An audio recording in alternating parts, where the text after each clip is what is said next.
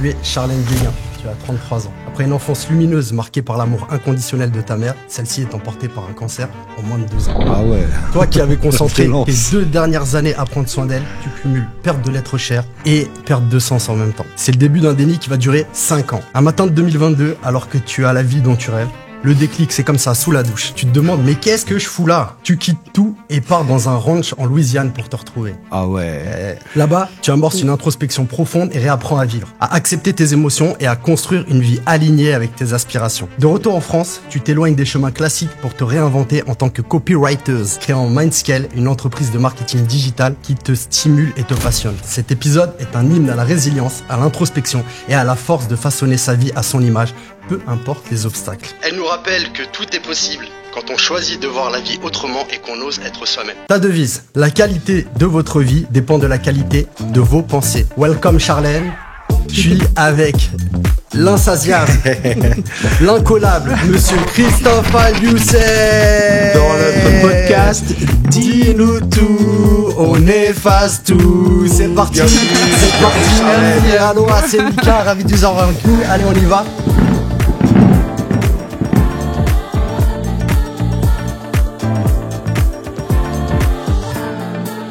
Christophe Alioussé. Aloha, c'est Mika. Est-ce que t'enchaînes tout de suite? écoute, non, mais après une intro comme ça, j'ai besoin de quelques secondes. Déjà, j'ai appris que Charlène prenait des douches, donc ça, c'est plutôt la bonne nouvelle. Okay, t'as vu, ça te rassure. On va passer une heure agréable. Donc, ça doit pas être Charlène, alors l'odeur qu'il y a dans le plateau, mais waouh. Je sais même pas par où commencer tellement que. Bah, je vais commencer alors. Ouais, je bois une petite gorgée d'eau tellement parce que sur toi. T'as réussi à m'attraper dès le départ. Là. Alors, qu'est-ce qu'on doit savoir sur toi pour connaître Charlène Guéguin? Simplement. Question ouverte. C'est une question très ouverte, oui. Qu'est-ce qu'il faut savoir sur moi? C'est qu'effectivement, j'ai énormément changé ma perception de vie. Je crois que tu l'as bien dit dans le résumé. Et j'ai surtout réalisé qu'à partir du moment où on a des rêves, en fait, on peut totalement les réaliser à partir du moment où on se met les bonnes idées, comme tu as pu le dire dans l'intro, les bonnes idées au bon endroit, au bon moment, et qu'on les réalise et qu'on ose, en fait. Donc pour toi, le secret de la réussite, c'est du mindset, c'est l'état d'esprit, c'est les pensées positives? Alors oui, après on dit tout le temps, il y a plusieurs secrets. Je dirais pas qu'il y a un secret ultime plus que l'autre, mais en tout cas, pour moi, et depuis effectivement que je me suis lancée et que j'ai découvert le milieu de l'entrepreneuriat, sans l'état d'esprit, c'est pas possible. On peut avoir tous les outils, toutes les optimisations, toutes les ressources. Si on n'a pas l'état d'esprit qui va avec, il va y avoir un moment. Alors déjà, c'est compliqué quand même de se lancer, et c'est surtout que y a quand même certaines barrières. Enfin voilà, c'est un petit peu les montagnes russes aussi. Et si on n'a pas l'état d'esprit de savoir où on veut aller, en fait, on n'y arrive pas, quoi. Donc c'est pas le secret, mais c'est la base. Non, ouais, c'est mais la alors base. Du coup, comme tous les entrepreneurs, comme tous les gens, il y a des matins où forcément c'est plus difficile que d'autres. Dans ces cas-là, comment tu gères, puisque tout est basé sur ton mindset? C'est vrai, c'est une bonne question. Alors je dis pas, effectivement, il y a des périodes de down, c'est obligatoire. Mais en fait, je pense que c'est le fait de les accepter déjà, de savoir qu'on n'est pas des machines. Il peut y avoir des moments effectivement qui sont plus compliqués, donc de l'accepter et de se dire ok, je sens que je suis pas très bien, je sens que j'ai un doute, je sens que j'ai peur, voilà, mais je décide quand même d'y aller. Et en fait, à partir du moment où on l'accepte, on se dit ok, il y a quelque chose qui va pas trop, mais je veux aller mieux. En fait, en un quart de seconde, ça switch et c'est reparti, quoi. Ça c'est. Et est-ce que il manque pas quand même, on le dit souvent dans les podcasts, même si là c'est une nouvelle formule, qu'on est dans un beau studio et qu'à partir de maintenant ce sera comme ça, mais est-ce qu'il manque pas, au-delà de l'état d'esprit, le pourquoi? Si. On est d'accord. Oui. Je pense que quand tu te lèves et que c'est difficile, tu arrives à passer outre parce que tu sais où tu vas aller et tu sais pourquoi tu veux y aller, oui, j'imagine. Bien sûr. Je pense qu'il faut savoir pourquoi on veut y aller, parce que c'est vrai que quand on veut prendre une direction. Et puis, on voit beaucoup courir, après, on dit tout le temps le syndrome de l'objet brillant. Celui qui se dit, oui, je veux faire de l'argent, je veux faire ça, etc. Si tu sais pas pourquoi tu le fais, en fait, la plupart que je rencontre, c'est pas vraiment gagner de l'argent. C'est pas réussir en se disant, voilà, je génère des millions, donc forcément, c'est un petit peu la clé, entre guillemets, je dirais pas de la réussite, mais quand tu te fixes un objectif, en fait, t'es content de te dire, j'ai réussi à l'atteindre. Mais il y a toujours un pourquoi, toutes les plus grandes réussites, il y a toujours un pourquoi très, très profond. Et en général aussi, une expérience de vie, un passé qui a amené ces personnes-là, en fait, du coup, à se trouver, enfin, à se chercher, à se trouver, et à avoir la détermination de dire ok, je suis capable, je veux faire quelque chose de ma vie et tout simplement m'éclater. Et après, je pense que c'est aussi avoir un esprit un petit peu hyper stimulé, d'avoir plein d'idées et de se dire en fait j'ai une idée, j'ai envie de la concrétiser quoi. Voilà. Alors je pose jamais cette question, mais si c'est indiscret, tu réponds pas. Mais c'est quoi ton pourquoi du coup? Alors mon pourquoi, alors c'est assez drôle. Il est très simple. Franchement, il est très simple. C'est simplement me sentir vivante tous les jours. Il y en a des fois, ils disent oui pour telle personne. Voilà, c'est vrai que le décès de ma mère, ça m'a beaucoup, ça a été très compliqué. Comme l'a dit Mika, du coup, j'ai eu 5 années où je pensais avoir fait le deuil, mais en fait, je le faisais pas. J'ai plus fui qu'autre chose. Je me le suis pris en boomerang 5 ans plus tard. Et en fait, quand j'ai vraiment réalisé, une fois de plus là, que je l'acceptais, que j'arrivais à faire mon deuil, en fait, du coup, je me suis sentie hyper vivante. Et en fait, moi, mon pourquoi, c'est juste me sentir vivante. Garder ce sentiment, quoi. Ouais. Et de me dire que, on va tous vieillir ou pas, je l'espère. Enfin, voilà. Mais de me dire, si j'arrive à 95 ans, par exemple, me dire, OK, j'ai eu une vie de dingue, en fait. Parce que je pense qu'on finit, dans tous les cas, entre guillemets, seul. Il arrive à un âge, même si aujourd'hui on est mariés, on a des enfants, rien ne nous assure qu'on aura encore notre partenaire à nos côtés. Peut-être nos enfants ne seront pas là. Et je me dis, si un jour je me retrouve toute seule à 95 ans et que je me fais un peu chier, je me dirais, en fait, ma vie, elle m'a tellement fait kiffer que... Il faut que tu vas faire du chemin que tu as parcouru, quoi. Ouais. Donc il y avait un rapport, c'est ce que je voulais comprendre avec ce qui t'était arrivé. Ouais, c'est juste bouffer la vie, en fait. Ouais. Et du coup, ta mère, c'était ta barrière de sécurité, tu le dis souvent. Ouais. Et en 2022, tu as eu le déclic. Sous ta douche, tu te dis, je me casse, je pars en Louisiane. Ouais. Et qu'est-ce qui t'est arrivé à ce moment-là? Franchement, alors c'est assez incroyable. C'est vrai que c'est le déclic que j'ai eu sous la douche. Je crois que je m'en rappellerai toute ma vie. En fait, j'étais en train de me laver les cheveux. C'est assez fou. Mais c'est fou, hein. Je revois la scène comme si c'était hier. J'étais en train de me laver les cheveux, il y avait les carreaux devant moi. Et en fait, l'eau coulait et coulait sur ma tête. Et je me disais, et vraiment, je regardais le carreau en face de moi et je me suis dit, mais qu'est-ce que je fous là? Qu'est-ce que je fous? En fait, je me faisais chier, vraiment. Alors, j'avais la vie que beaucoup rêveraient d'avoir. J'avais un toit, j'étais bien, j'étais en couple, j'avais un bon travail, je gagnais bien ma vie, j'avais une belle voiture, j'avais de l'argent de côté, tout allait bien. Et en fait, je me suis dit, qu'est-ce que je fous là? C'est horrible. Et en fait, je me sentais plongée, j'avais l'impression de mourir, vraiment de crever intérieurement, clairement. Et le déclic s'est fait tout seul comme ça, de rien, dans la douche. Ouais. C'est plus avant. Non. J'ai l'impression qu'on est plus proche de l'instinct de survie et du sursaut de survie que du déclic. C'est-à-dire que là, tu t'es dit, attends, je suis en train de... Ouais. Et comme quoi, c'est intéressant parce que en apparence, tout peut aller bien. Et en fait, quand ça va pas au fond... personne le savait. Hein. Moi, c'est vrai que j'avais une vie... du coup, je suis passée... Enfin, c'est pas que je suis passée... Beaucoup n'ont pas compris. Parce que du coup, quand j'ai eu ce déclic-là, clairement, après, je me suis dit... maintenant que c'est dans ma tête, maintenant que je l'ai conscientisé que ça allait absolument pas et que j'étais pas heureuse dans ma vie, je peux pas rester comme ça, en fait. Ouais. Et là, ça a été très brutal. Parce que je crois que ça, c'était au mois de mai-juin. D'accord? Et je suis partie... c'est quand même assez fou aussi, d'ailleurs, quand j'y repense. Je suis repartie, c'était vraiment pas fait exprès. J'ai pris l'avion pour partir aux États-Unis le 27 septembre. Donc, mai-juin, 27 septembre, j'étais dans l'avion. Et je partais aux États-Unis, c'était le jour de l'anniversaire de ma mère. D'accord. Et je l'ai même pas réalisé. Quand j'ai vu les billets, j'ai dit, mais c'est dingue. C'est fou, j'adore. Ouais. C'est trop mignon. Et là, je me suis dit, il y a un truc, quoi. On a des mouchoirs ou pas, là? Non, je vais pas te pleurer. Non, il fait comme ça avec ta manche. Vas-y. Ça a été fou, ouais. Les gens te disaient quoi? Ça ressemblait à un caprice pour eux ou ils comprenaient pas? Alors, caprice, oui et non. L'éternel, insatisfaite. C'est-à-dire que pour eux, j'avais tout ce qui était beau à avoir, mais non, ça m'allait pas, quoi. T'as pété les plombs, quoi. Ouais. C'est genre... Pas vraiment pétage de plomb, non, genre folie, mais pour eux, c'était... mais elle a tout ce qu'il faut, elle est sécurisée, pourquoi c'est pas possible? Enfin, limite, on se demandait, l'enfant, il arrive à quel moment? Il serait temps d'y penser.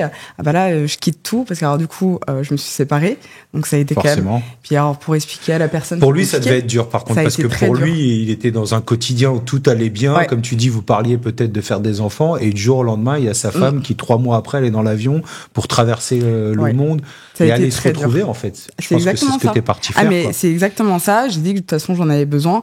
Moi, je savais que de toute façon, je partais, je reviendrais pas. parce que je savais que tout ça, fallait que ça change. C'est un cycle, ouais, tu passes à autre chose. Ah ben, et c'est surtout que je sentais que j'étais pas heureuse là-dedans. Okay. J'avais réussi à identifier que j'étais pas heureuse là-dedans. C'était une personne avec qui j'avais pas pouvoir. Et en fait, tout ça, je me suis dit non, absolument pas.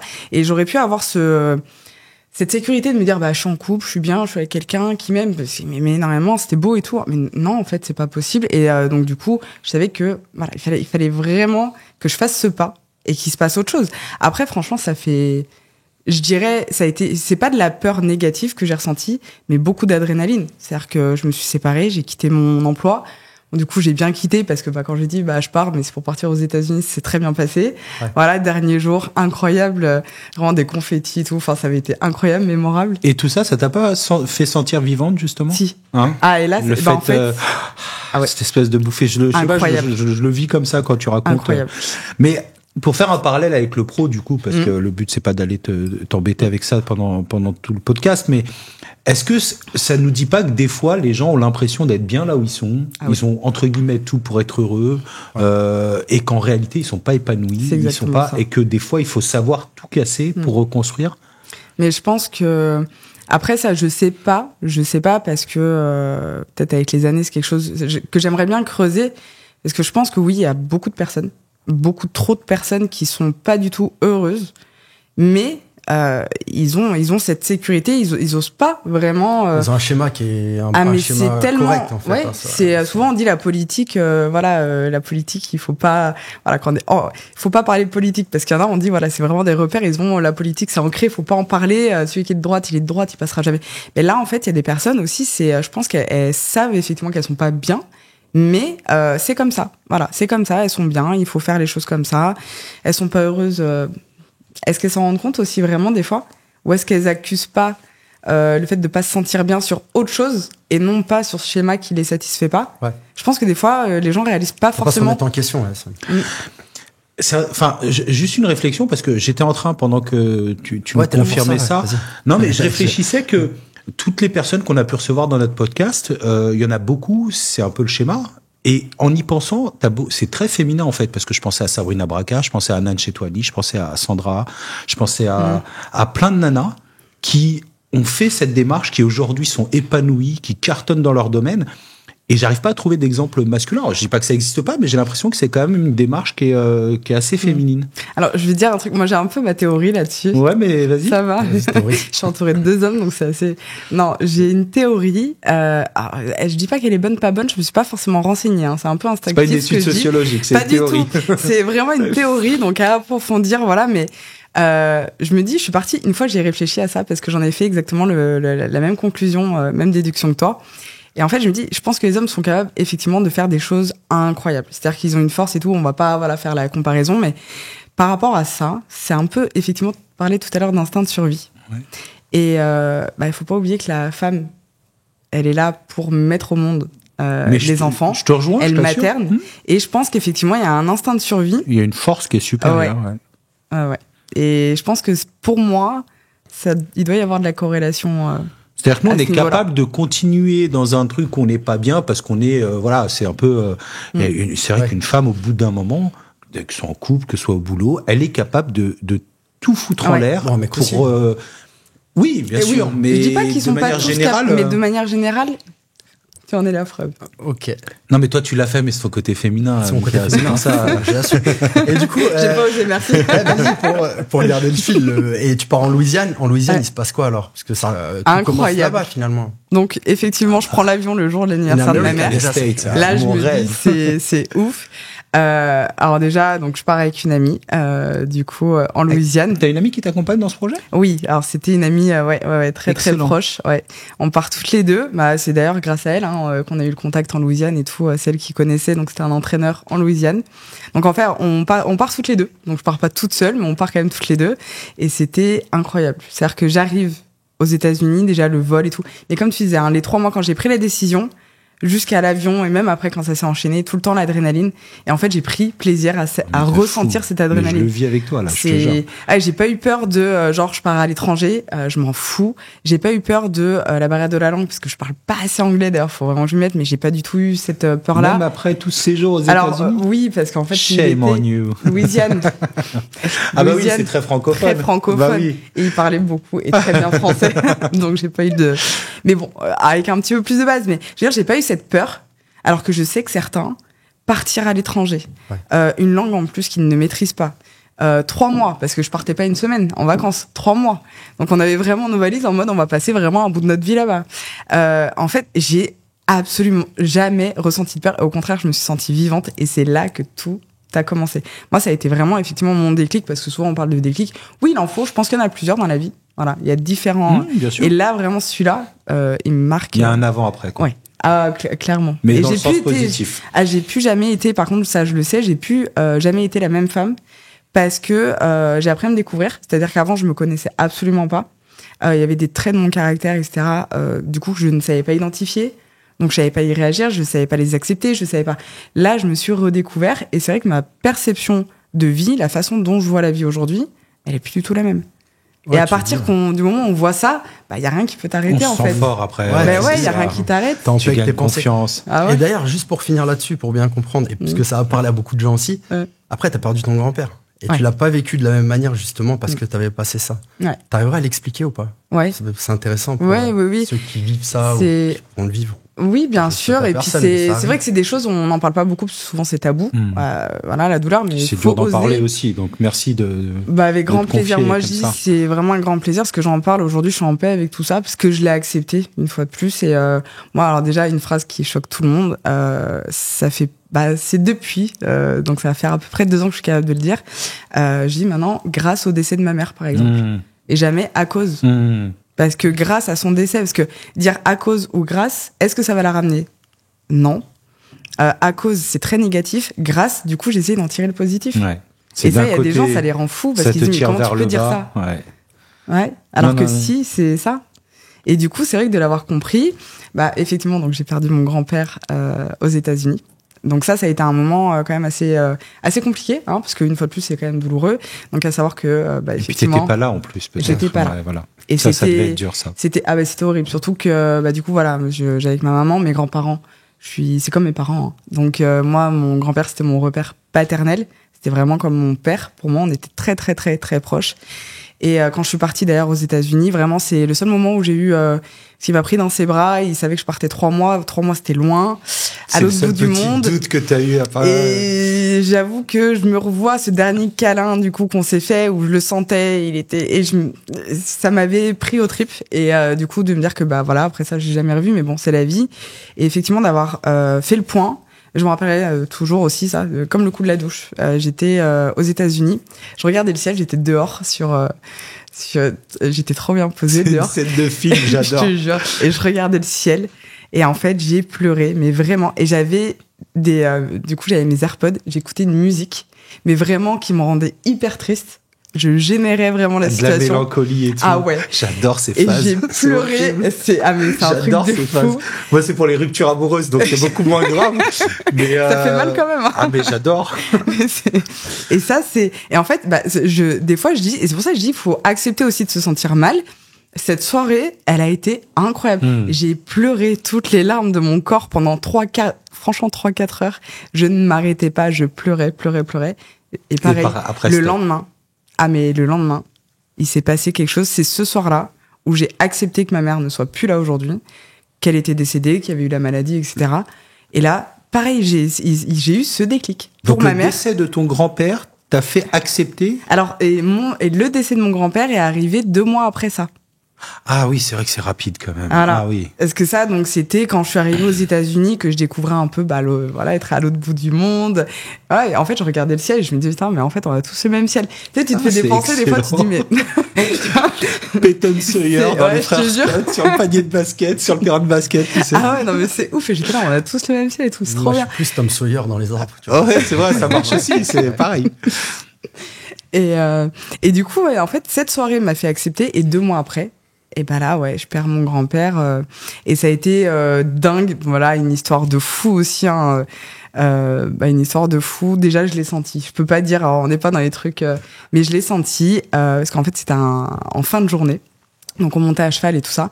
Et on rentrait des écuries. Et d'habitude, tu rentres, tu sais, avec la poussière et tout. Premier truc que tu fais, tu vas sous la douche, tu vois. Et là, je vais pas sous la douche.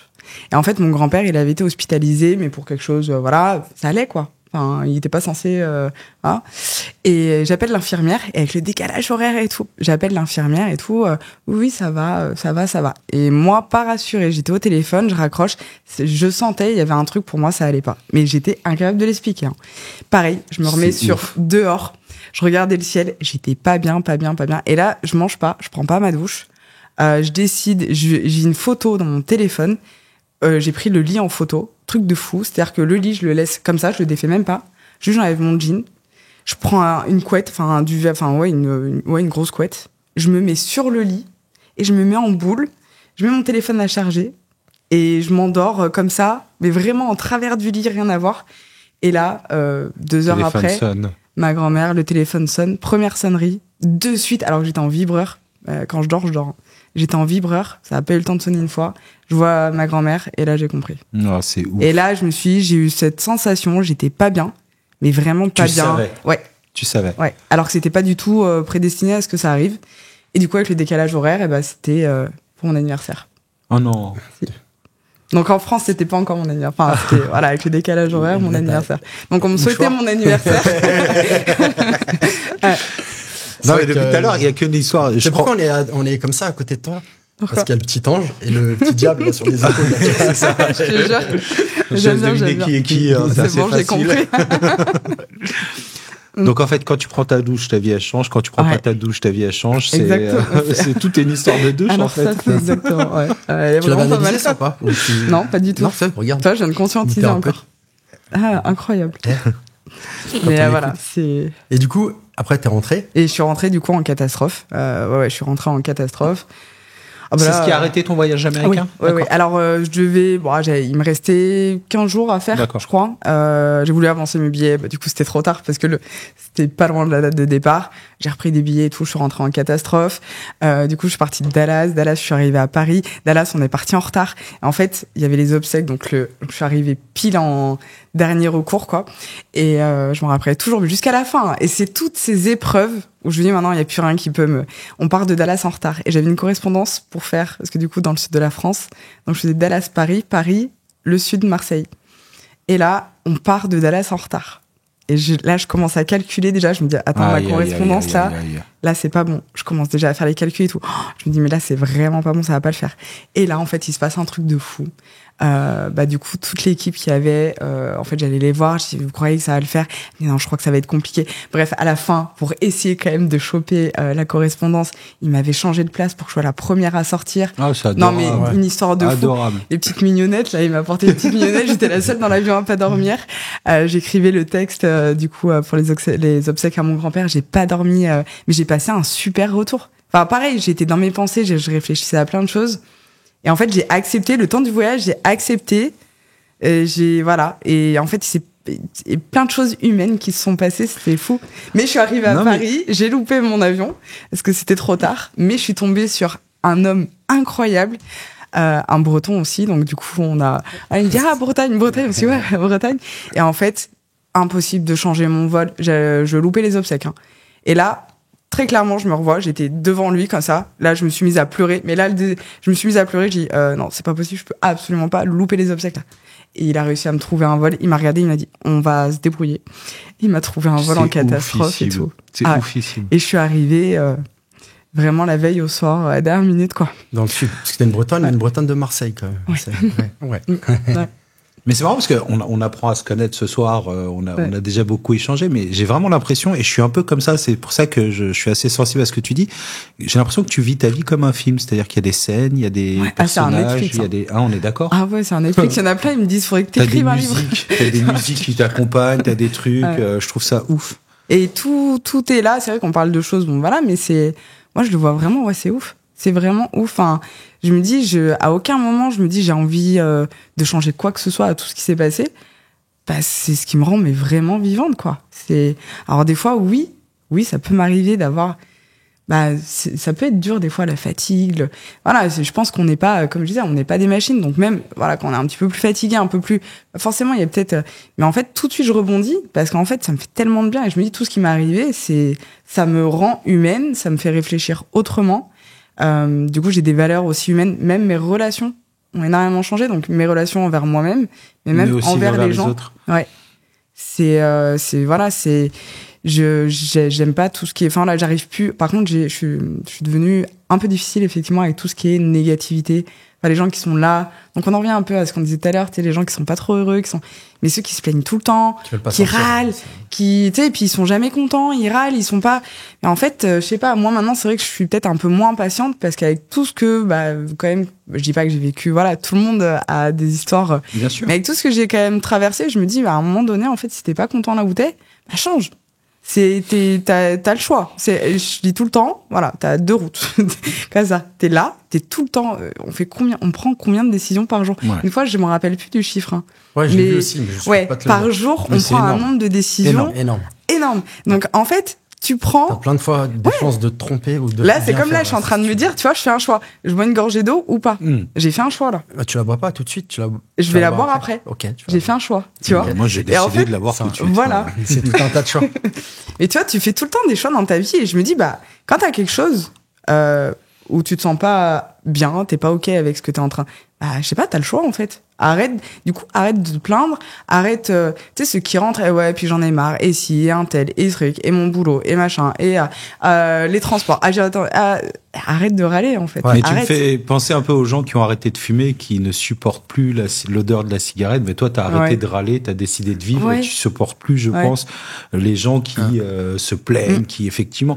Et ce qui est bizarre, c'est que souvent, tu regardes ces gens-là, ont vécu moins de choses dures que ceux qui ont pris le chemin comme toi de positiver en fait. Donc c'est vraiment du râlage de base. C'est vrai que c'est très négatif à l'arrivée, c'est polluant. Et puis voilà, et puis en plus quand t'es dans une dynamique de tout le temps avancer, parce qu'il faut pas croire, c'est pas tout le temps facile et tout, mais tu sais, on dit tout le temps, oui, effectivement, tu reflètes ton entourage. C'est vrai, tu sais, pour changer un peu les codes de t'es la moyenne des 5 personnes. Tu reflètes ton entourage te reflète, dans le sens où, forcément, c'est sûr que si t'es H24 avec des personnes qui râlent, qui sont négatives, forcément tu vas. Mais c'est du mimétisme. Ça te tire vers le bas. Ah, mais c'est du mimétisme. Que tu le veuilles ou non, au bout d'un moment, reste enfermé dans une pièce avec 5 personnes qui râlent pendant 1 mois, je te jure que tu ressors de là, tu râles aussi. C'est pour ça, arrête de râler aussi. Tu nous tires vers le bas, Mika. Hier, je l'ai appelé, je t'ai raconté. Je l'ai appelé, il m'a dit, pourquoi t'es de bonne humeur? Je me suis dit, waouh.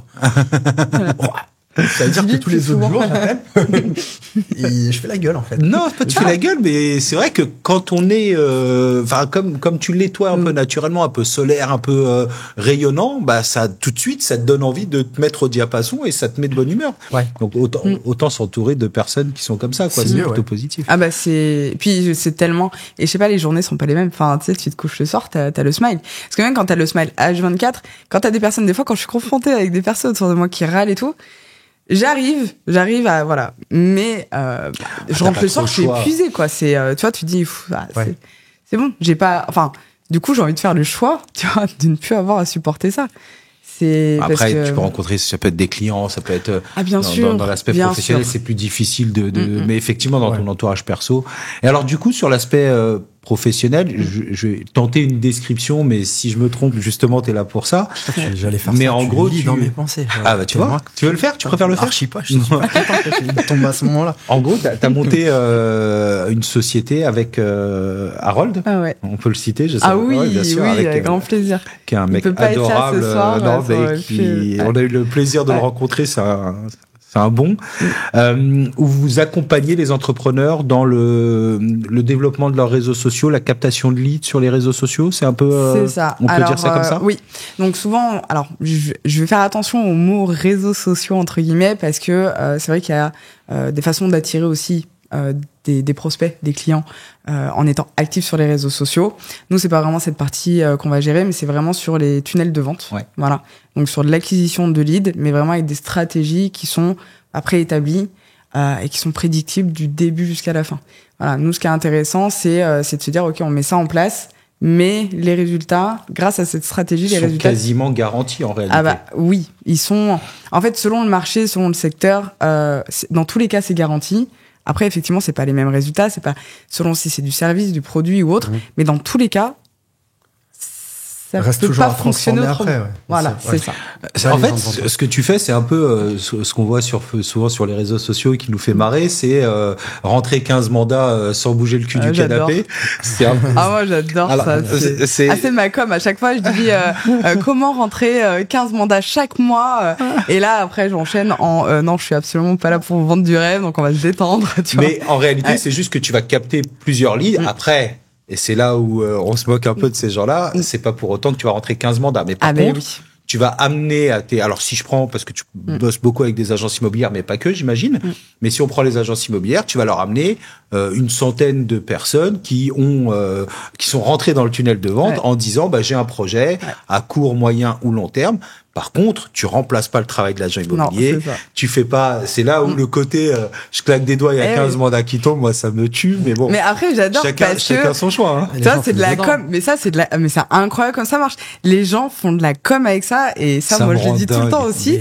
C'est tu sais les clients qu'on accompagne. Des fois je me dis parce que je vois un peu passer, tu vois. Et le truc qui me fait vraiment le plus rêver, c'est quand je vois de la pub comme ça, rentrer 15 et sans dépenser un seul euro en publicité. Et ça, on est d'accord que c'est impossible. En fait, t'es en train de regarder une pub. Donc, en fait, toi-même, t'avances qu'il n'y a pas besoin de dépenser un euro en publicité alors que t'es en train de mettre un budget publicitaire pour qu'on te voit, là. Ouais. Explique-moi. Tu vois? Non, mais en fait, il n'y a pas de cohérence. Attention, je dis pas des stratégies, il y en a. Mais, on le sait, je pense, voilà, vous êtes dans l'immobilier, j'ai la chance d'être entourée quand même. Vous avez des bonnes années d'immobilier, c'est pas possible, il n'y a pas de magie derrière en fait. Il n'y a pas de magie, donc rentrer 15 mandats, oui effectivement si t'es sur une agence qui a je sais pas combien de négo et que tu mets je sais pas combien de budget publicitaire pour faire rentrer un max, tu vas les signer les 15 mandats, il n'y a pas de souci.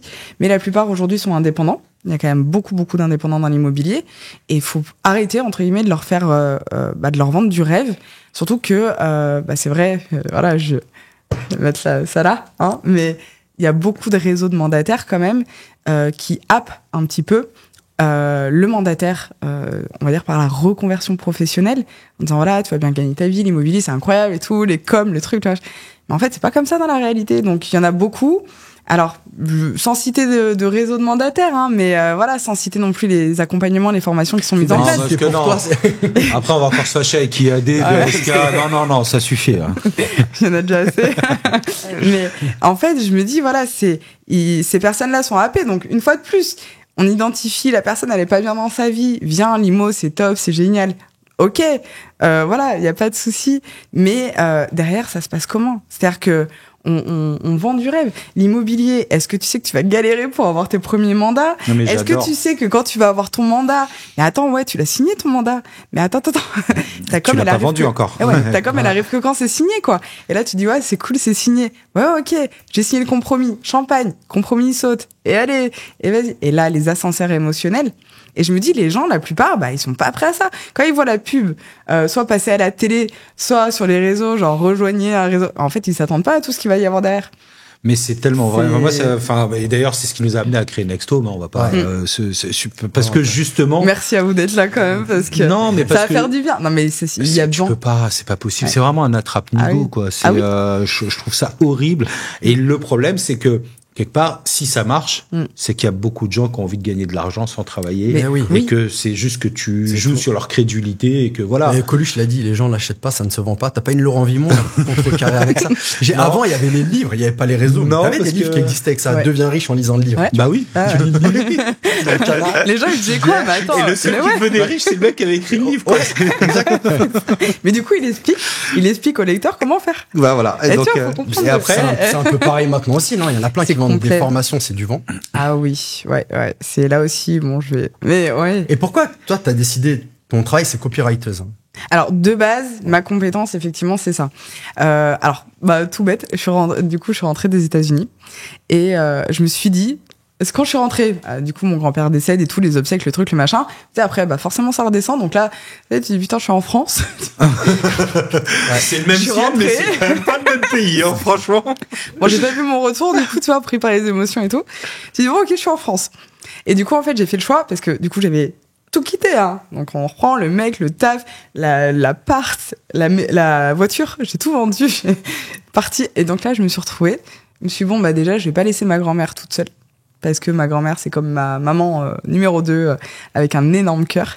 Je me suis dit, bon, je vais pas la laisser toute seule. Donc, je suis là. Je vais rester un peu là. Donc, je suis restée habiter avec ma grand-mère. Et en fait, je me suis... Ouais, je savais qu'il y avait une bonne raison pour que tu habites à Marseille, quand même. Parce que alors, elle est même pas à Marseille, hein. Elle est un peu de l'autre côté, tu vois, même pas. Où ça? Même pas.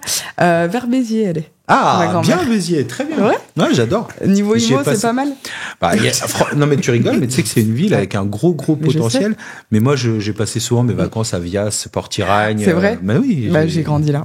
J'adore. Voilà. C'est vrai? Vraiment dans le coin là-bas? Mais j'habitais à Pézenas quand j'étais petite. Juste à côté, ouais. Voilà. Et du coup, j'allais, quand j'étais petite, tout le temps à la plage à Vias. Mais là, il t'a fait bifurquer complètement. On est parti sur la plage. Revenons-en à. Ouais, parce qu'on n'y est pas là. Du coup, tu restes dans ce merveilleux coin de l'Hérault. Et du coup, je suis chez ma grand-mère et je me dis ok.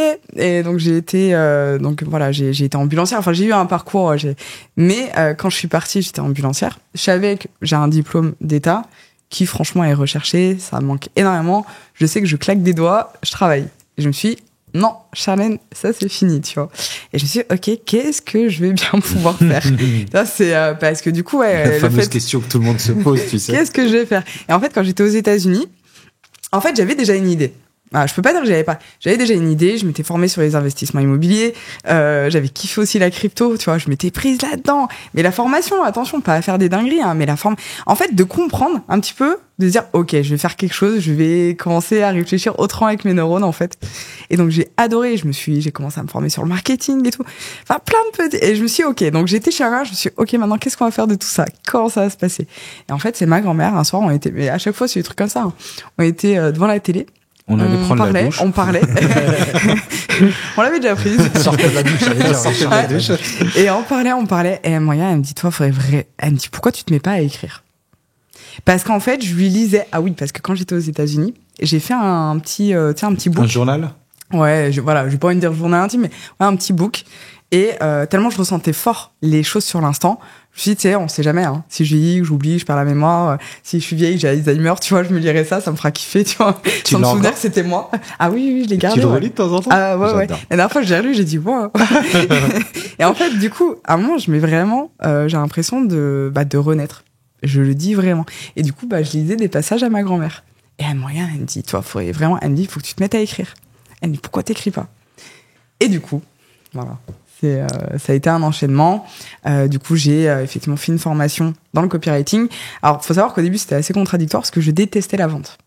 Donc, effectivement, le copywriting... Ah ouais. La vente, c'est mal vu, en général. Je déteste... J'avais eu une expérience plus jeune dans la vente. Donc, c'était... je vendais de la vaisselle de luxe. J'avais 16-17 ans, je crois. Et en fait, j'avais connu les périodes de Noël. Ça m'a traumatisé, ça. Période de Noël. Donc, tu fais les beaux petits paquets cadeaux et tout. Vaisselle de luxe. Donc voilà. Et puis t'as la petite mamie qui arrive, tu sais, et puis t'as la patronne derrière, t'as la petite mamie qui arrive, elle veut juste, je sais pas moi, acheter 6 assiettes. Voilà. Et du coup, tu t'as la pression derrière. Ouais, l'autre elle te regarde et t'as la pression derrière. Donc faut lui vendre les 6 assiettes, les couverts qui vont avec. Fallait que tu lui vendes la totale, quoi. C'est en gros, l'idée c'était, voilà, elle vient pour un produit, fais-la repartir avec tout ce qui va bien pouvoir s'assembler avec, tu vois. Et les dessous de table, les serviettes, les trucs. Et ça, en fait, je l'ai fait. Donc j'ai réussi à le faire. En fait, là, je me suis dit, non, je peux absolument pas.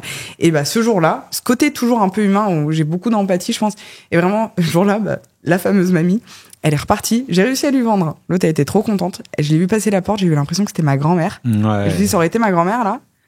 Tu fais ça, ma grand-mère, je te dégomme. Et là, c'est toi qui venais de le faire, quoi. Voilà. Et là, donc, je me suis dit, ok, stop. Donc, j'ai arrêté. Voilà, je me suis dit, non, stop. Et là, c'est peut-être dans des moments comme ça où j'ai commencé à comprendre mes valeurs aussi, à les respecter, du coup. Donc, j'ai arrêté. Voilà. Et donc là, j'ai repris le copywriting et donc rédaction persuasive de vente. Donc là, tu dis, bon, il y a le mot vente dedans, tu vois, on va voir un peu ce qu'on peut faire. Et en fait, non, je me régale. Je me régale, mais du coup, j'ose dire les choses comme j'ai envie de les dire, J'aime pas tout ce qui est fake marketing. Donc les grosses promesses, effectivement, qui seront jamais tenues. Les grosses ficelles, maintenant tout le monde voit. En mais plus, oui. c'est fini. Mais après, ça fonctionne quand même. Hein. C'est-à-dire qu'il y en a, ils tombent dans le panneau parce que psychologiquement, ça suit des structures. C'est les gens, tu sais, quand ils ont vraiment une douleur, tu piques fort sur la douleur et tu leur, ça marche. Mais Charlène, comme le fait de vendre 3000 balles de vaisselle à la petite mamie, ça marche. Voilà. Mais est-ce que c'est comme ça que tu as envie de travailler? Surtout pas. Parce que c'est intéressant ce que tu dis, je trouve, pour ceux qui nous écoutent, c'est que c'est important de connaître ses valeurs pour avoir aussi une façon de travailler, quel que soit le domaine, en adéquation avec ses valeurs. Parce qu'il y a un moment donné où ça te revient dans la tronche comme un boomerang, quoi. Ah, mais tout le temps. C'est et peu impossible importe ce que autrement, tu fais. bien sûr. Bah, en fait, je pense que d'ailleurs, tu te démarques dans tous les cas, un peu, et exactement, que ce soit vous deux dans l'immobilier, que ce soit moi, voilà. Peu importe ce que tu fais, tu vas te démarquer à partir du moment où tu oses être toi. Mais pour oser être toi, bah, du coup, faut connaître, tes valeurs. Exactement. Faut savoir comment tu fonctionnes, ce qui est aligné, pas aligné, voilà. Parce que faire les choses et puis, tu sais, sentir qu'il y a un truc, c'est pas trop ok, bah, ça marchera pas. Et pas c'est sur du long terme, en tout cas. C'est ça. Et puis, t'auras pas l'impact, toi, je pourrais dire, ok, bah, je prends les structures, toi, qui sont très bonnes à utiliser, qui fonctionnent, qui vendent. J'aime pas ça. Et j'ai de la chance, énormément de chance. Tu vas nous parler d'Harold, là. Ah ouais.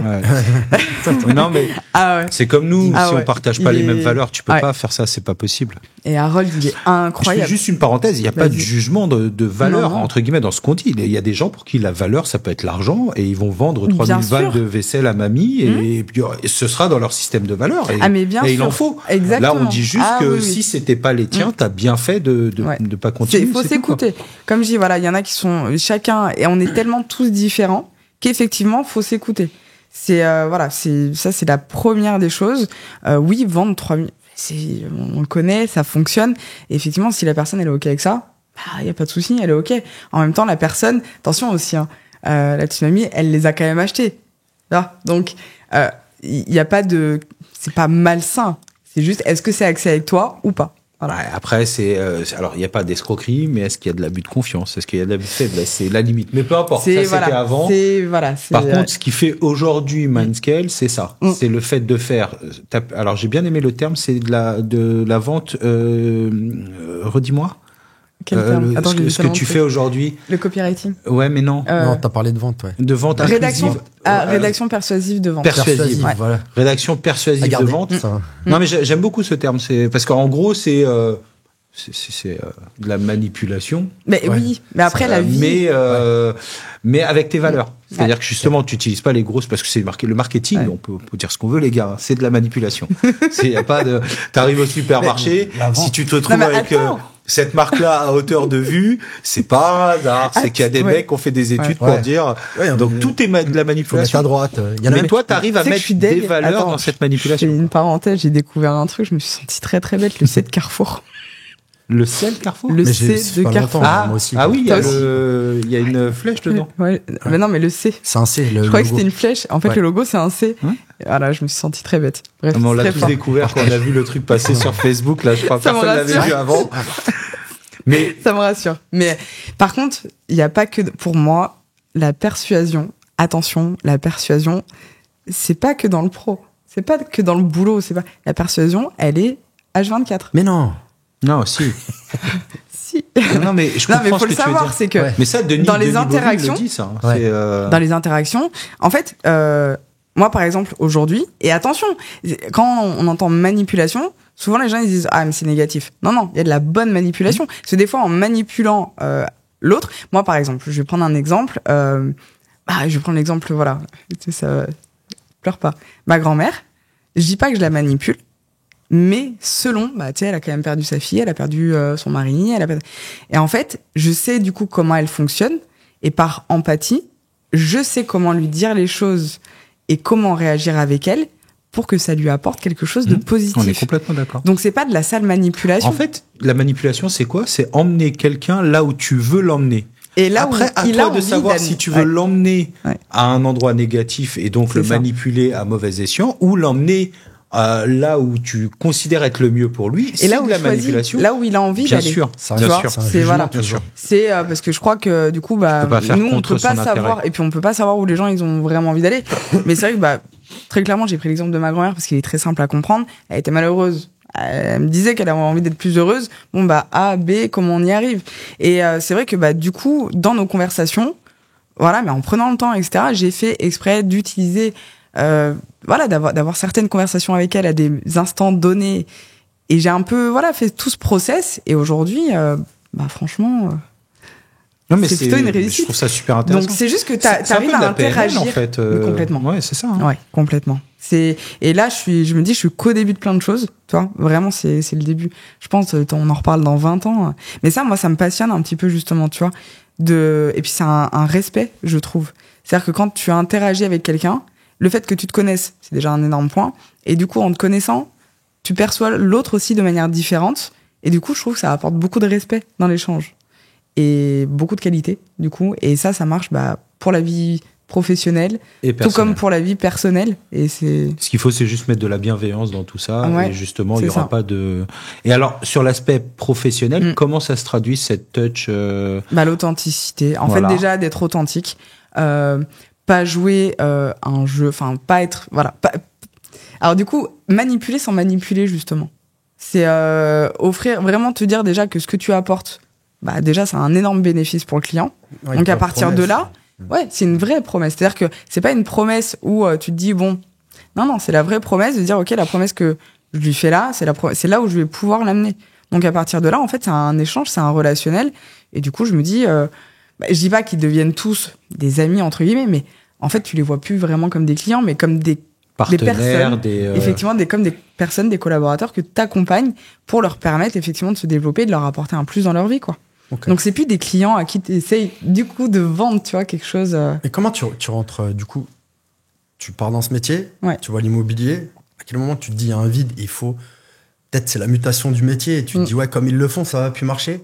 C'est clair ce que je te dis ou pas? Ah oui, très. Ok, d'accord. Eh ouais, je revois mon déclic dans ma tête, ça dirait. Raconte, du coup, comment tu te dis, ouais, dans l'immobilier, faut l'appliquer parce que ça va devenir le marketing digital, l'avenir de l'immobilier qui vit en passé en plus. De toute façon, oui, voilà, c'est ça. L'immobilier, mais pas que. Bah, en fait, ça, pareil, super question. Du coup, pareil, là, je me tâtais un petit peu parce que j'aimais ce que je faisais, mais il y avait des sujets qui m'intéressaient, d'autres non. Enfin, voilà, je dis pas que c'est un défaut, mais j'ai besoin quand même de me sentir, tu vois, captivé, stimulé par ce que je fais. Sinon, je peux avoir le syndrome de la feuille blanche à pas savoir quoi écrire.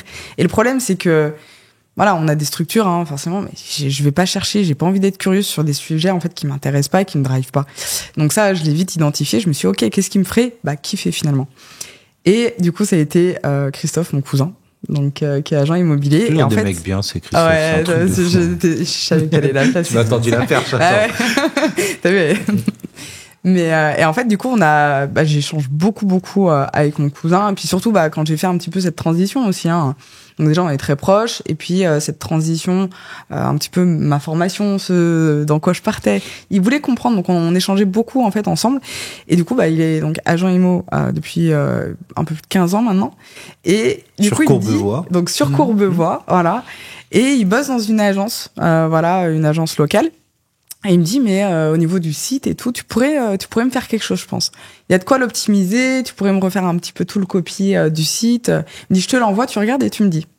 Donc il me l'envoie, je regarde, effectivement, c'était les gros pavés. En fait, c'est les gros pavés, il faut savoir une chose, c'est que du coup, quand dans tous les cas, tu parles de toi, donc un site internet, c'est forcément pour te mettre en avant ce que tu proposes, tes services. Mais en fait, déjà, ce que je vois beaucoup, c'est que souvent, en fait, tu étales ce que tu sais faire, qui tu es. Alors, telle agence, elle est magnifique, elle est là, ça fait tant d'années qu'elle est là. Ok, mais à un moment donné, qu'est-ce que t'apportes aux gens? Les propriétaires, tu leur offres quoi? Parce qu'à part comprendre effectivement que ça fait 15 ans que t'es en place et que t'as un bail... Enfin, c'est de rassurer plus que... En fait, les gens se mettent en avant, mais ce qu'il faut comprendre, en fait, vraiment le premier, je dirais la règle la plus importante, c'est tout simplement la personne, quel est son bénéfice? Donc il faut parler 80% de la personne en face, seulement 20% de toi. Ouais. Quel est son bénéfice? Je peux te citer du Laurent Vimon, là. C'est vas-y. Le QIPM, quel est l'intérêt pour moi? Et c'est vrai que c'est une tendance d'ailleurs générale de dire il faut parler de ton client, il faut parler de l'autre plus que de parler de toi. Son intérêt. Mais parce que ça, en fait, tout le monde, après, il y a des grandes marques qui le font, enfin, tu vois, grande marque qui explose tout. Tu vois, Apple, il va pas forcément parler de lui. Il va faire en sorte que son iPhone, t'aies absolument envie de l'acheter parce qu'il a compris que voilà. Tu vois, donc sans rentrer vraiment dans ce débat-là, parce que ça serait un débat qui pourrait durer des heures, mais en fait, oui, c'est pas toi qu'on met en avant. C'est qu'est-ce que tu offres aux gens. Et en fait, donc du coup, j'avais vu son site internet et j'ai dit ouais, là effectivement, il y aurait pas mal de choses à revoir. Donc il me dit du coup, ça serait intéressant et tout. Si tu veux bien me faire, je vais voir avec du coup le boss et tout de la boîte. Mais et en fait, je le rappelle après, j'ai dit écoute Chris, non, en fait, on va rien faire parce que là, je vais te refaire tout le copy. Donc après, c'était cool, hein, parce que du coup, il voulait me mettre en relation avec le patron de l'agence. Et du coup que ça me fasse, je commençais donc ça te met le pied à l'étrier. Voilà, c'était vraiment super. Et en fait là, j'ai dit en fait non, je vais rien te faire. Parce que là, je vais te facturer une prestation qui n'aura aucun retour sur investissement. Parce qu'il manque toute la suite derrière, en fait. Ouais. Donc, je dis, OK, je vais te facturer tant, et j'ai après derrière. Qu'est-ce qui se passe? Je dis, OK, t'auras un beau site, tu vas être content, mais les clients, ils vont pas plus venir. Les propriétaires, ils vont pas plus te parler. Les prospects, ils vont pas plus venir. Donc, du coup, en fait, ça sert à rien. Donc, je dis, non, je vais pas te le faire. C'est stérile. Et donc, il m'a dit, OK. Donc, déjà, un peu surpris. Tu vois? Et du coup, et donc là, dans la tête, je me suis dit, OK.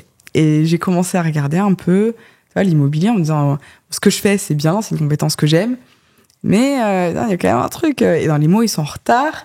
OK. Les tunnels de vente, ils connaissent pas pour la plupart. Toi, certains contacts que j'avais, je leur en parlais. Il y a combien de temps, ça, juste pour qu'on replace dans le contexte?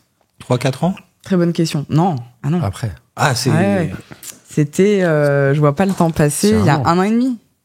Un peu plus d'1 an et demi, là. Ouais, donc on était vraiment au balbutiement des tunnels de vente dans l'immobilier. Alors quoi. oui, dans l'immobilier, oui. Ça, tu nous le dis souvent. Voilà. On est encore en retard par rapport à d'autres domaines. Parce que ça fait un moment, bien sûr. Parce que c'est-à-dire qu'il y a un virage à prendre pour beaucoup de nos confrères. Ouais. Mais c'est vrai que c'était... Puis la plupart, même mon cousin le premier, un tunnel de vente, rien. Et 2-3 personnes à qui j'en parlais, c'était mais vraiment effectivement le néant. Personne connaissait, je me suis dit, putain, il y a quand même un truc à faire là.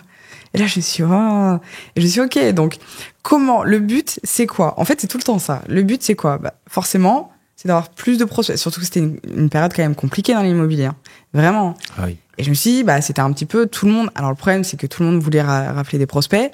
C'était quand même compliqué pour vendre aussi derrière, parce que les acquéreurs, c'était pas, voilà. Ouais. Donc, t'avais une double complication, mais dans tous les cas. T'avais pas beaucoup de trésor pour investir quand même sur des choses que tu ne connaissais pas, donc t'étais pas encore sûr. Ah ouais, ça a été, franchement, c'était, puis au pire, certains qui disaient, mais même si j'ai plein de mandats, du coup, j'arrive pas à les vendre. Ouais, mais du coup, les mandats, tu les laisses quand même à ton concurrent, parce que quand ils vont se vendre, c'est qui va rappeler, c'est tout, Donc, tu dis, ok. Et du coup, en fait, on a regardé un petit peu. Donc, j'ai commencé à me dire, il faut voir un peu comment faire. Donc, j'ai identifié que le tunnel de vente, c'était un petit peu, effectivement, la solution à développer en me disant, mais comment, c'est quand même fou que l'immobilier, en fait, connaisse pas ça. Et donc, je me suis dit, d'accord, il va falloir développer ça. Et là, en fait, je me suis dit, par contre, ma compétence, ça va pas me suffire. Donc, du coup, je me suis dit, il va falloir se former sur les tunnels de vente. Voilà. Et là, j'ai rencontré Harold, Donc, tu rencontres Harold. Je rencontre Harold. Et là, Harold. vous montez Mindscale. Et alors, non, pas tout de suite. Il y a eu plusieurs étapes. Donc, je rencontre Harold. Déjà, on s'est dit, en fait, ça a été fou parce que, du coup, voilà, même valeur. Même tout, on s'est dit on va sur le même chemin, quelqu'un vraiment incroyable, on partageait vraiment la même vision, tu vois, du marketing, de là où on voulait aller et tout, donc déjà c'est hyper important. Et là en fait clairement, je me rappelle, on s'est dit de toute façon il y a 2 options, parce qu'il avait un petit peu cette idée de vouloir aller dans l'immobilier et lui justement spécialisé dans les tunnels de vente, voilà, avec des années d'expérience, donc 6-7 ans d'expérience, un des meilleurs funnel builders du coup en France. C'est ce qu'on a vu lorsqu'on a eu l'occasion d'échanger avec lui, c'est impressionnant. Il est vraiment donc dingue, et donc moi c'était de base mon formateur, mais il avait cette idée de mettre le pied dans l'immobilier, et moi quand je suis arrivée, je lui ai dit par contre moi je veux absolument pas apprendre des tunnels de vente pour les vendre, j'ai dit moi j'en ai juste besoin parce que je veux ça pour l'immobilier, et en fait il m'a regardé, il me dit mais non, et donc après on s'est appelé. Et après, on a fait, je crois, 2-3 heures de conversation. Et à la fin, on s'est dit, t'as sur 2 options. Soit on se concurrence, soit on s'associe. Ouais, c'est ça. J'adore. Voilà. Et on s'est associés comme ça, au bout de Mais tu sais, je comprends vraiment un truc. Ça m'étonne pas. Enfin, on va pas trahir de secret que Nexthome et Mindscale se rapprochent autant et qu'on partage autant les mêmes valeurs, parce que j'ai vraiment l'impression que la façon de faire que vous avez, c'est un peu celle qui nous a amené avec Mika à créer ça. C'est-à-dire que on a envie de changer les choses, mais sans prendre les ficelles que tout le monde connaît facile, parce que ça pourrait être facile. Tu sais ce qui marche, tu mets en place. Ouais, on va faire la même chose. Les fondamentaux, allez, va prospecter, machin. Mais on a envie de le faire autrement et de faire ce qui marche vraiment et pas juste gagner de l'argent en disant aux gens il y a qu'à Faucon, fonce, etc. Et je trouve qu'il y a une vraie similitude dans nos approches par rapport à ça. Il y a une vraie corrélation. Enfin, moi, je le sens, c'est vrai que de nos échanges, c'est la première fois qu'on se voit, mais on échange depuis un petit moment. Mais je le vois aussi, oui, parce que, effectivement, comme tu dis, tu peux prendre ça pourrait aller très vite, la facilité. Et c'est simplement que, ce qu'on souhaite construire aujourd'hui, t'as envie de te dire, ok, dans 30 ans, ça te fait kiffer, t'es fier, t'as des valeurs, les valeurs, elles sont là, tu vois. Enfin, c'est vraiment quelque chose que tu construis. Et tu dis, ouais, c'est solide, tu vois. Mais dans 30 ans, mais j'ai envie de te dire, même dans 3 mois, je crois que la satisfaction de nos clients, elle est archi importante. Donc oui, dans 30 ans. Mais t'as cette satisfaction, ce que tu disais, tu te retournes sur ta vie, t'es fier, voilà. C'est ça, tu te sens vivant et tout. Parce que c'est pas genre une société, tu vois, tu peux monter des sociétés, tu peux faire l'argent, tu peux en faire et tout, mais tu sais, c'est vraiment l'histoire. Ouais. L'histoire, ce que les clients, diront de toi, mais tu sais, penseront aussi, qu'est-ce qu'ils vont penser qu'est-ce qu'ils vont se dire quand ils vont penser à toi, tu vois, qu'est-ce que tu vas leur laisser finalement. Ça, c'est ça, tu peux avoir tout l'argent du monde, moi je me dis, tu sais, c'est les moments que tu vis, tu sais, c'est comme on dit souvent, regarde ce qu'on est en train de vivre là, tu le vis une fois, et après tu passes, tu pourras jamais le vivre 2 fois, parce que t'as toujours, et chaque moment dans la vie, c'est comme ça. Donc en fait, faut savourer aussi l'instant présent. Toi, tu revivras pas 2 situations identiques de la même manière. Donc oui, c'est beau l'argent, c'est beau la réussite, c'est beau le truc, mais le relationnel, ce que tu vis, ce que tu kiffes. Et dans 30 ans, de te dire, mais waouh, tu vois, enfin, il y avait vraiment quelque chose de concret. Et c'est... Vous êtes mignons tous les deux. C'est quoi l'alternative à ça, tu crois, pour les gens qui veulent pas prendre ce virage-là? Est-ce qu'il y a une alternative ou est-ce que c'est des gens qui... Parce qu'aujourd'hui, je me dis, t'enlèves le papier, t'enlèves la prospection physique qui devient de plus en plus compliquée de toute façon, parce que tout se barricade. Hein, et puis les gens aiment de moins en moins avoir des gens chez eux. Et t'enlèves les panneaux. Les panneaux vendus et à vendre. Comment ils font, les gens? Comment ils font? Franchement, c'est quoi l'alternative pour toi qui est... ils vont là où... Regarde, ils vont là où les gens ils sont aujourd'hui. Ouais. Va dans un restaurant. Tiens, il faudrait qu'on fasse le pari un jour et après qu'on se dise... rentre dans un restaurant, essaye de regarder un couple ou un groupe qui n'a pas toujours son téléphone. Qui est sur le téléphone. Qui n'a pas le téléphone et qui va pas regarder le téléphone.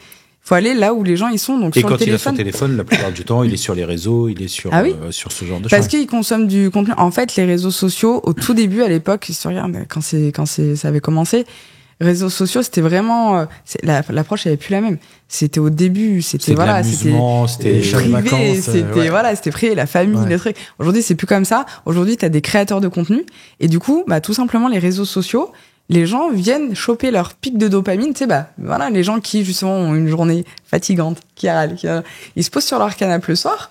Qu'est-ce que tu fais? Ou même dans le lit. Enfin, regarde les couples aujourd'hui. T'es dans le lit, chacun est sur son téléphone. Des fois, il y a un truc à la télé, ils le regardent même pas. C'est pas vrai. Chérie, si t'écoutes, j'arrête, je te promets, je suis désolé. Et tu vois, le truc, c'est tellement vrai. En fait, c'est horrible. C'est horrible. Attends-moi ça. Et en fait, faut réaliser, t'es comme ça, et en fait, tu scrolles et t'es pris. Ouais. Donc, c'est l'objectif des réseaux sociaux, de toute façon, de happer vraiment. Ils te happent, tu vois, c'est pour pas que t'en sortes. T'en es manipulé, je suis dégoûté. C'est horrible quand t'ouvres les yeux, en fait. Mais c'est ça. C'est ça. Et du coup, regarde. Et en fait, les gens sont là. Donc, à ce moment-là, apparaît devant ces gens-là, tu vois. Apparaît là où ils sont aujourd'hui. Mais ça, c'est évident. Mais je pense que ce que voulait te faire dire Mika, c'est que on va tous y arriver en réalité. Tous. C'est-à-dire que le mec qui aujourd'hui travaille à l'ancienne avec son mailing, mais comme moi aussi, dans mon agence, on a toujours ces méthodes un peu éprouvées qui fonctionnent. Mais tant que ça fonctionne. Exactement. Mais il faut savoir prendre le virage, je pense. C'est-à-dire qu'à un moment donné, je pense même pas qu'ils puissent disparaître, par exemple.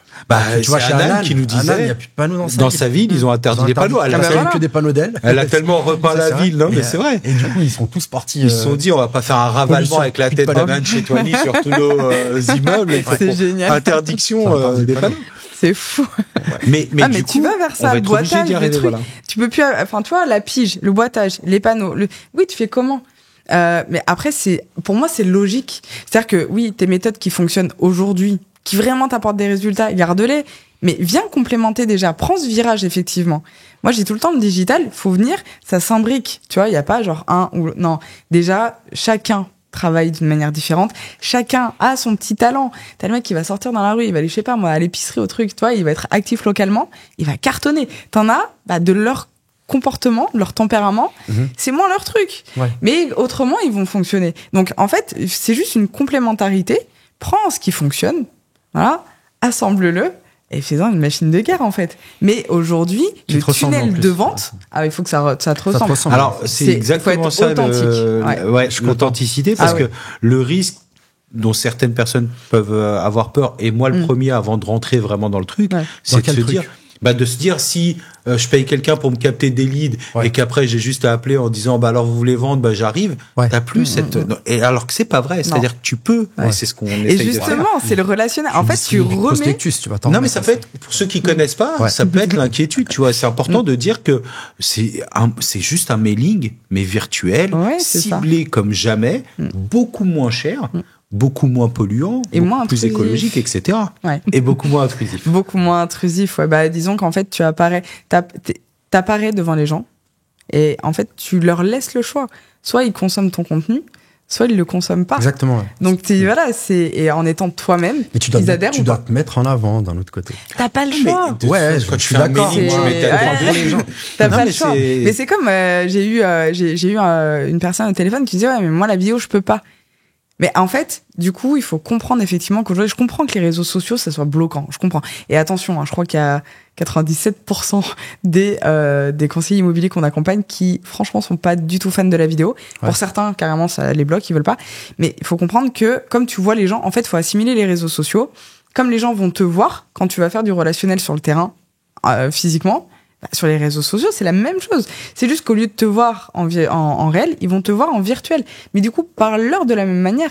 Parle leur langage. Ouais. Voilà. Et déjà, mets en avant les bénéfices. Aide-les. Et tout le temps offrir avant de recevoir. C'est-à-dire que, arrive pas en mode, tu veux une estimation offerte, le truc déjà que tout le monde, tu vois, estimation gratuite, c'est bon. Là, tu sais qu'après l'estimation, il va y avoir le mandat, tu saoules pas. Et offre du conseil. Montre que effectivement, en fait, c'est vraiment remettre justement le cœur. Moi, c'est ça qui me fait kiffer. L'église au centre du village. Tu remets vraiment le cœur de l'immobilier, tu sais, le cœur du métier, quoi. Le relationnel. Voilà. Apporte, offre. Et en offrant, du coup, tu génères une émotion hyper positive dans la tête des gens, parce que t'as offert quelque chose à quelqu'un, t'as offert du conseil, t'as rien demandé en échange. T'inquiète pas que l'effet boule de neige. Et c'est là que tu deviens, c'est exactement ça. Incroyable. Mais faut le comprendre. C'est-à-dire qu'on est plutôt avare en règle générale dans l'immobilier. On vend nos conseils plus qu'on les offre. T'as peur de donner. T'as peur que le copain d'à côté il pique ton idée, etc. Alors qu'en réalité, aujourd'hui, plus tu vas donner et plus les gens vont penser à toi. Non, on a eu un personnage atypique, la Grégory Talbot, qui disait lui, j'explique tout au mec. Sauf que plus j'en explique même, il dit, oh là là. Mais c'est exactement ça. Je lui explique même comment vendre sans moi. Je lui explique tout. Sauf qu'à la fin, il y a tellement de trucs que. Mais en fait, il se dit, j'ai même pas pensé à tout ça. Et puis j'ai pas envie, vas-y, c'est toi le pro, vas-y. Mais ça, c'est justement psychologiquement contradictoire. C'est-à-dire que nous, par exemple, ceux qu'on accompagne, c'est ce même format. C'est-à-dire qu'on offre énormément de conseils. Une fois, il y en a un, il m'a dit, non, mais si on leur donne tout ça, en fait, du coup, on leur dit comment vendre eux-mêmes. Je dis, non, mais, alors, déjà, oui, si vraiment il avait pas envie de passer par toi, du coup, t'es hyper cool parce que tu lui auras donné les conseils pour qu'il y arrive tout seul. Donc déjà, voilà. Et par contre, sinon, non, tout simplement, c'est exactement ce que t'as dit. C'est une avalanche d'informations. Quand t'es dans l'IMO, t'as l'impression que c'est fluide, etc. Le propriétaire que t'accompagnes, il va voir le truc, il va se dire, oh là là. Alors, t'offres énormément de conseils, mais en fait, d'où la rédaction persuasive de vente, au fur et à mesure, tu lui mets en tête, tu lui fais comprendre que ça va quand même être compliqué, que ça va être difficile, qu'il y a beaucoup de choses à gérer, et tu veux pas perdre d'argent, tu veux le faire le plus rapidement possible. Et tu peux l'accompagner pour ça. Il faut tuer le syndrome de l'imposteur, là, tu vois, avec ça. Oui. Si t'avais... Tu veux conclure? Non, pas encore. J'allais conclure, mais un peu moins bourrin. Si vas-y, alors. Là, tu viens de nous faire perdre 30 secondes. Vous coupez, s'il vous plaît. Si tu devais donner un conseil principal à nos collègues agents immobiliers, ce serait lequel? D'oser. Ouais. Ok. Je dirais doser. Doser. Oser. Pas trop doser, justement. Enfin, si, mais oser. Surtout oser parce que, voilà. Souvent, quand tu te lances dans l'immobilier, faut savoir que j'ai été aussi dans l'IMO, donc je connais un peu cette sensation, ce que, voilà, tu te dis, ouais, je vais kiffer. Je connais voilà. Oser parce que, quand tu te lances, c'est forcément que t'as de l'ambition. Tu te lances pas dans l'immobilier si t'as pas d'ambition. On va pas se mentir, les coms, ça te fait rêver. Et la plupart, ils te font rêver par rapport à ça, tu vois, quand tu te lances. Donc, mais sauf que, tu vois, les petits cailloux, puis après, il y a des grosses pierres. Alors, ça devient compliqué, le chemin, il est un peu... Non, faut oser. En fait, c'est là. Il y a la passerelle, tu vois. Mais en fait, c'est de prendre des décisions, oser. Se dire, OK, je veux gagner de l'argent, parce que c'est OK aussi. Enfin, tu vois, tu rentres dans l'IMO, tu veux gagner de l'argent. Voilà, OK. Fais en sorte d'en gagner. En fait, c'est vraiment... En gardant tes valeurs. Alors ça, c'est toujours le pilier. Ouais. Tes valeurs, te connaître. Ça, c'est pour ça que je le rappelle pas à chaque fois, parce que c'est vraiment la base. Mais après, de te dire, OK, genre, tu vois, je veux aller là. Comment je fais pour y aller? Et arrête de faire 15 000 détours. Parce qu'en fait, c'est hyper simple. Et en plus, t'as tout. Sans Inch'Allah, en contrôlant. Ne sors pas un droit au but, parce que là, on va se fâcher, ce serait dommage. On vient de passer un bon moment ensemble, m'oblige pas. Non, je suis à Paris, si tu veux, j'ai envie de... Marseille, enfin bref. Non, j'ai envie de rentrer entière chez moi, donc... Ceux qui veulent te contacter, ceux qui veulent en savoir plus sur Mindscale, sur Charlène Guéguen. Je te cherche. Je te cherche. Tout simplement, déjà, je dirais qu'ils like le podcast, qu'ils vous suivent dans un premier temps, parce que vous avez énormément de très bons conseils à leur apporter. Et effectivement, s'ils sont intéressés, soit en vous contactant tous les deux. Et puis pourquoi pas. Il n'y a pas de pourcentage. Mais non, c'est simplement on sélectionne. En fait, on travaille pas avec tout le monde. Donc on sélectionne les personnes avec qui on travaille parce que effectivement quelqu'un qui est un petit peu trop, on veut s'assurer. Nous, ce qu'on met en place, on permet, donc on gonfle un CRM, on permet d'avoir une base de données, des contacts, des coordonnées de propriétaires derrière. Donc on sait que ce qu'on met en place, c'est efficace. Derrière, celui qui va pas faire les relances, qui va pas contacter les gens, qui va louper des rendez-vous, parce qu'on en a quand même, tu vois, qui loupe les rendez-vous, qui honore même pas les rendez-vous. À un moment donné, t'as un rendez-vous d'estimation, t'y vas pas. C'est même pas la peine d'appeler, quoi. Voilà. Non, faut être dans une dynamique, tu vois, positive de plus. Voilà. Nous, c'est vraiment avec des personnes comme ça qu'on a envie de travailler. Pour qui c'est simple, c'est fluide. Mais effectivement, si tu te plains H24 et puis que tu mets rien, on sera pas dans cette dynamique parce on vend pas du rêve. Voilà. C'est ce que j'allais conclure. Donc, faut avoir connaissance. C'est pas de la magie. Vous fournissez des leads, mais il faut les traiter, il faut les travailler, il faut les suivre, il faut. Tu vois, c'est l'immobilier, il y a la latence. Tu signes aujourd'hui, ça se trouve, tu fais ton mandat aujourd'hui, ça se trouve, tu vas signer dans 6 mois. Faut avoir conscience de comment fonctionne l'immobilier et de dire, OK, je veux avoir des outils qui sont performants. D'accord. Pourquoi tu veux les avoir? Je sais pourquoi je veux les avoir. Et ces personnes-là, avec grand plaisir, tu vois. Je fais juste une parenthèse à ma collègue Sophie qui a rentré ce matin une maison extraordinaire à plus de 4 millions d'euros. Ouais. C'est un lead qui est suivi depuis 3 ans. Qu'elle avait capté à l'époque sur le même principe que ce que tu fais. Ça fait 3 ans qu'elle le suit et aujourd'hui elle concrétise. Donc il faut vraiment comprendre que c'est pas parce que tu envoies 100 leads que tu vas faire 15 mandats qui vont tomber du ciel et que tu veux faire une dédicace à ton cousin aussi là. C'est le podcast, t'attends de faire là. Merci beaucoup Charlène. C'était un super moment. Ouais, c'était génial. Et puis on va aller prendre on va aller prendre une douche, c'est pas ce que je voulais dire, mais je voulais faire un rapprochement par rapport à la vanne. Viens, on finit parce que là je sais pas comment on va rattraper. Merci. Merci à toi. Bien effacé. Sorry.